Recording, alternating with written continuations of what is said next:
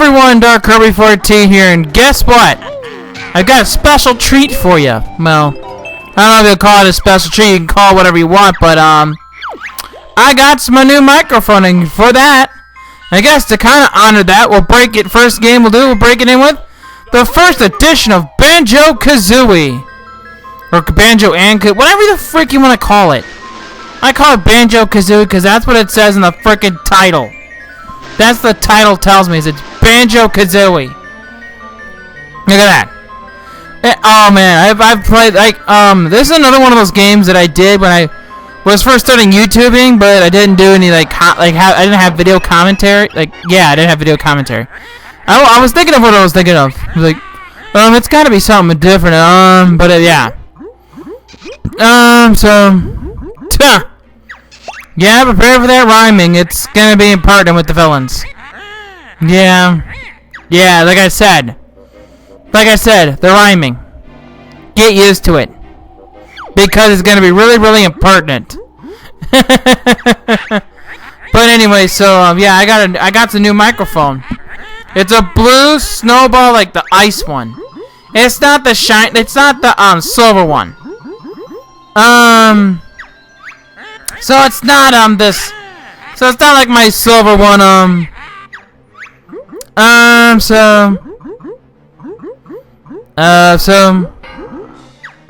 Yeah, so it's kind of this one that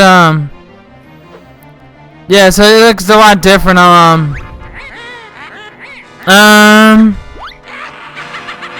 Yeah.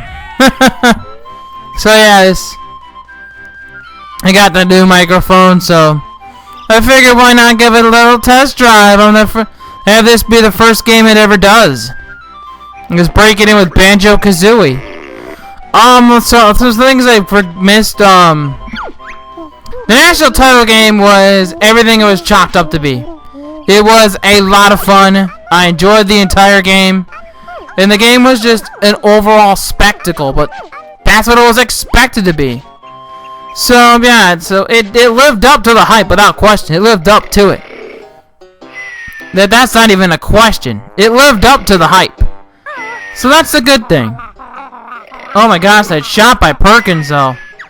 That's the shot when you're about to call game. Like when you're calling game, you're calling like ball game, like game over. That's the shot you take. You take that shot. Like that's the shot you take. So that's good. So that's the shot you take. That's the good news. Yeah. So see what I mean with the rhyming? See what I mean? Say what I mean? The rhyming. It goes on forever, so you really can't get away from it. So yeah, well, this game's a lot. I like this game. So yeah, what other things to talk about? Like, I like everyone knows I like VfL Wolfsburg as my Bundesliga team, and they're only 8th in the league, and it's pretty much a one-team league. Like it's pretty much Bayern Munich and everybody else, but somehow an 8th place team in a one-team league was somehow able to beat number 2 in the world, Real Madrid. Do not ask me how. They just did. They have Christian freaking Ronaldo too, who you could argue is the world's best player. So yeah, he's the best player. You could argue he's the best player in the world.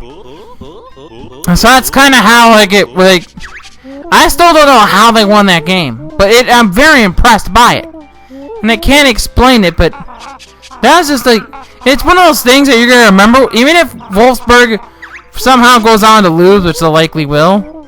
Like they're likely gonna lose the next leg anyway because it's Real Madrid. I mean, come on.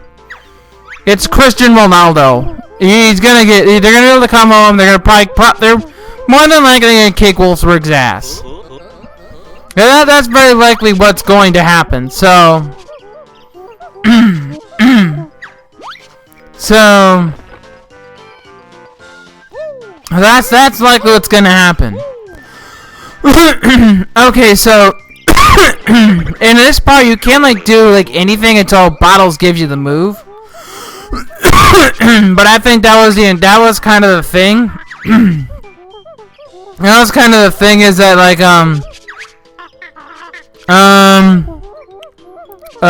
okay. Huh. Okay, so we'll come to the next molehill. So like, yeah, so there's like a whole bunch of different things. Like, I still can't believe that game happened, and it could have been more. The thing is, it probably could have been, and probably should have been worse for it probably should have been worse for Real Madrid. They probably should have lost a lot more. So that's yeah, it's just that still shocks me to this day. That somehow the number 2 team in the world lost, and they were dominated throughout the game. So yeah, yeah, that was kind of shocking. Like I said, I fully expect Wolfsburg to probably get blown out at Real Madrid, go down in flames, and likely they're gonna advance. But hey, Wolfsburg's not getting back to the Champions League next year. You may as well enjoy the ride. Yeah, you may as well enjoy the ride. So yeah, that's one thing. Is it? You may as well enjoy the ride. I mean, you gotta enjoy it for what it's worth. I mean, there's no way they're probably beating any other teams that are left. So yeah, so that's probably not gonna happen. So. Yeah, Barcelona's probably going to win the whole thing anyway because it's basically rigged in their favor. And they're the best team. They have the best players. They're basically another 2-team, 1-team league, whatever you want to call it. Sure, Madrid comes along and contends every now and then, but it's usually Barcelona. God, I hate some of the players on both teams. I hate Ronaldo for what a punk he is, and I hate Neymar for how much he flops like LeBron. It basically is like watching LeBron James on a soccer field. That's basically what it's like trying to watch a game with Bordeaux Neymar in it. It's like watching LeBron James on a soccer field. It's disgraceful, really.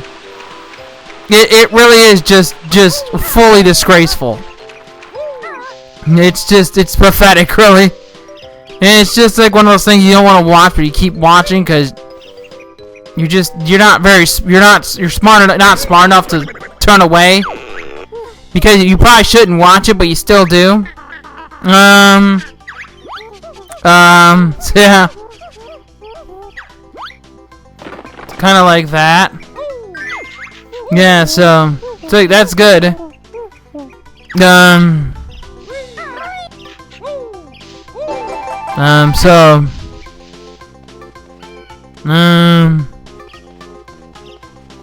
That's kind of how that all goes to work, and so it's fine.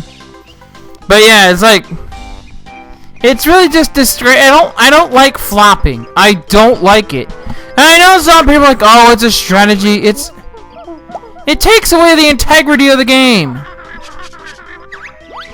It takes away the integrity and everything. Like it just makes sure that everything's like that there's full integrity. You know what I'm saying? Like it's not like genuine. Like it doesn't like it's not cool to watch other teams do it.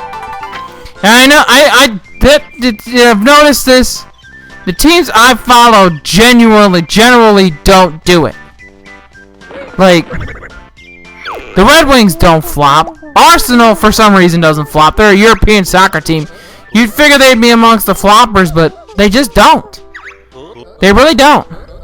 It's just weird. The Sounders don't do it. Wolfsburg doesn't do it. The Pistons, I don't really follow, but it doesn't seem like they would. Or that Stan Van Gundy would tolerate that kind of garbage. Because as weird as that sounds, he is a good coach, so, that's kind of cool. Okay, so yeah, it's very like it's not genuine, and I wish teams would stop doing it. So okay, I'm tackling a ball of yarn or ball of onions. That's the good news. I'm battling atop of a ball of onions. So yeah. Alright, so what the frick? Oh. Okay. I like this move, and you will use it a lot. So get used to using it.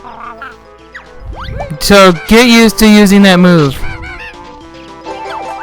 Yeah, you're gonna have to get used to that rat-a-tat-rap. You're gonna be using it, like I said, you're gonna be using it a lot. Of all the moves you get, I'm not gonna place any bets, but I'd be willing to bet you use this move more out of any other move in this game. Like it's a guess, really. So really, I would say that you probably won't use the bear claw too much. I mean, if you want to, you can go on ahead, but I generally won't use it. I'll generally just be too busy rat-a-tat-rapping because it's a lot easier, and it gives you more coverage. So,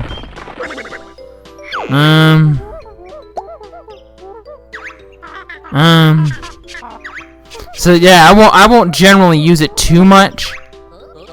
So that's just generally that. I won't generally use it. So that's a good news, like, because you get more coverage with the rat-a-tat-rap, and you get more attack, so it doesn't really give the enemy too much time to fully recover. So that's part of it. That's part of the good news of it, is you don't get too much room to do it with anything. So there really isn't too much to it. So yeah, it's a general thing that, like, you just won't do it too. Like, it's not a move you're gonna heavily rely on, but you will use it more than the other moves. Like, as I have played through this game before. Like, I did a let's play before I messed up my computer. So yeah, I did that already. So okay. Alright, so, and on your quest, you're going to be looking for these quite a bit. They're called jiggies or jigsaw pieces. What else did you expect? So you're going to be looking for a lot of these. And I think there's like I don't remember how many there are, but you got to find a bunch of them. I know that. So, yeah, you got to find like a whole smack dab of these things. Alright, so with that, this has been Dark Kirby 14. We'll see you next time, more Banjo-Kazooie.